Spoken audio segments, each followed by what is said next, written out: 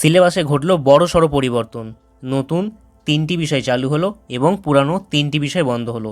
এর পাশাপাশি কিছু সাবজেক্টের নাম পরিবর্তন হলো এবং মার্ক স্ট্রাকচার চেঞ্জ হলো। My dear student, welcome to student life YouTube channel. সাবজেক্টের নাম এবং কোড পরিবর্তন হলো।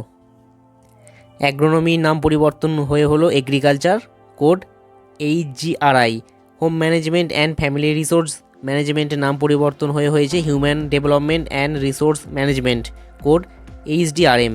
হেলথ অ্যান্ড ফিজিক্যাল এডুকেশনের কোনো নাম পরিবর্তন হয়নি, কোড পরিবর্তন হয়েছে HPED। মার্ক স্ট্রাকচারের পরিবর্তন ঘটেছে। হেলথ অ্যান্ড ফিজিক্যাল এডুকেশনের 40 ও 60 পরিবর্তিত হয়ে উঠেছে 70 ও 30। মিউজিক 45 ও 55 যেটা ছিল সেটা পরিবর্তিত হয়ে উঠেছে 50 এবং 50। ভিজুয়াল আর্টসের 45 ও 55 পরিবর্তিত হয়েছে 50 ও 50।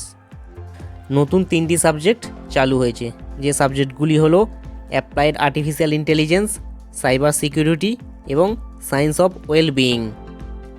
3টি সাবজেক্ট একেবারে বন্ধ হয়ে গেল। এই 3টি সাবজেক্ট হলো পাঞ্জাবি, গুজরাটি এবং ফ্রেঞ্চ। এই 3টি ক্ষেত্রে স্টুডেন্ট সংখ্যা খুব কম থাকার কারণে বন্ধ করে দেওয়া হলো।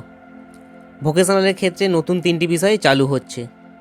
এই 3টি বিষয় হলো banking, financial services and insurance, food processing and telecom. ভিডিওটি ভালো লাগলে লাইক করো এবং শেয়ার করে দিও। চ্যানেলটি সাবস্ক্রাইব করে পাশে থাকা বেল আইকনটি প্রেস করে দিও। সবাই খুব ভালো থেকো, সুস্থ থেকো। টাটা।